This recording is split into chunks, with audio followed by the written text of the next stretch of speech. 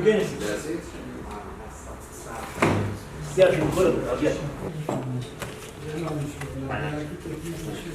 Tamam o zaman. Al şunun altından ver. Al. Aç oraya. Yok şu çocuk hazır duygusal iletişim şu en önemli şu. Tamam. İyi, tamam. Hadi. Tamam. Alo diyor uzaklaştırıyor ya. 2 milyon 2 erkek uzaklaştırılmış. 5,5 yılda, 6 yılda neredeyse. Türkiye'de her gün cinnet ve cinayetler işlenmekte. Bu hafta Adalet Bakanlığı İstatistik Genel Müdürlüğü'nden aldığımız bilgilere göre 2 milyon baba evden uzaklaştırılmış son 5 yılda. Anne hariç sadece baba evden uzaklaştırılmış. Bunun annesini de sayarsak 4 milyon yapar. Bu 62-84'ten dolayı sadece anne ve babalar mağdur olmuyor. Asıl mağduriyeti çocuklarımız yaşıyor.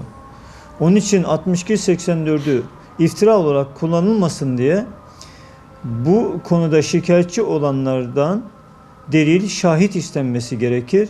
Ya da emniyetin, adaletin tıpkı Yunus polisi gibi mobil yargı sistemini devreye alıp böyle bir şikayet olduğunda orada gezici hakimin, savcının orada hemen 24 saat içerisinde ifadesi alınarak bu evden uzaklaştırılma, aile yıkılması önlenmeli. Çünkü çocuklarımız mağdur oluyor. Çocuklar mağdur olunca da suça itilmiş oluyor. İkinci olarak EYS dediğimiz dünyanın 27 ülkesine tanınan bir hastalık, tıbbi ve hukuki olarak da tanınan diğer ülkeler tarafından ülkemizin de tanınmasını istiyoruz. Anne baba boşandıktan sonra eğer velayet annedeyse babayı, babadaysa velayet anneyi kötülüyor. Çocuk üzerinden velayet savaşları oluyor. Anneden ve babadan boşanılmış oluyor, çocuktan değil. Burada çocuk travma geçiriyor. Bu hastalığın adı da ebeveyne yabancılaşma sendromu. Bunu da Türkiye olarak tanımalıyız. Hatta velayeti istismar eden taraf, annedeyse babaya göstermeyen, 3 hafta üst üste göstermeyen tarafa cezai müeyyide uygulanmalı ve karşı tarafa velayet verilmeli. Ya da annedeyse babaya göstermiyorsa velayet kesinlikle karşı tarafa verilmeli ve 66-84 diye bir uluslararası sözleşme var yine çocuğun üstün yararı diye ortak velayet olmalı. Yok ortak velayet de olmuyorsa velayet babanın olmalı ama anneye de kesinlikle gösterilmeli. 2 yaşına kadar annenin yanında kalabilir. Üçüncü olarak çocuk icrası var. İsviçre'den almıştık biz aile kanunlarımızı. İsviçre'de 1946'lı yıllarda çocuklar köle olarak çalıştırılıyordu. Şimdi de ülkemizde çocuklar sanki adeta satılıyor. Boşandıktan sonra icra dairesine başvuran anne veya baba kim göstermiyorsa çocuğunu göstermediği için icra dairesine başvuruyor ve karşılığında da mal yazılıyor. Çocuğu mal muamelesi yapılmış oluyor. Bu da travma gösteriliyor. Devlet başkanının söz vermesine rağmen hala bu konu çözülmedi maalesef. Yine nafaka konusunda, nafakada da mağduriyetler çocuğa da yansıyor. Neden?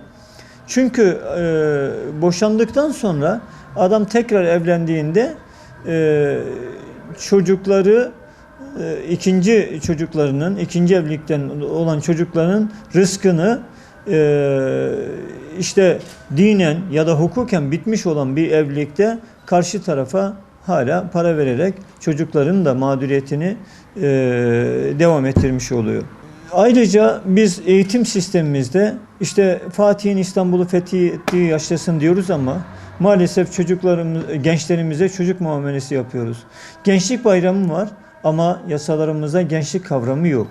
Bunun için de geç değil, genç evlenenlere maalesef ceza veriyoruz. Teşvik etmek yerine ceza veriyoruz. Halbuki fuhuş serbest ülkemizde ama genç evlilik yasak. Hatta tecavüzcüler koğuşuna atılıyor. TCK 102'ye göre cezalandırılıyor. Burada da asıl mağduriyeti çocuklarımız yaşıyor. babasının hapiste tecavüzler koğuşunda olduğunu nasıl söyleyebilir? Bu adam hapisten çıktıktan sonra da hiçbir şekilde iş bulamıyor. Çünkü siciline işliyor. Bu da çocuklarımızı mağdur ediliyor. Acilen bu yasaların değişmesini, genç akran evliliğinin serbest bırakılmasını, Allah'ın haram kılmadığı, yasak kılmadığı bir şeyi ilahı yerine koyarak yasaklanması da fıtrata aykırı.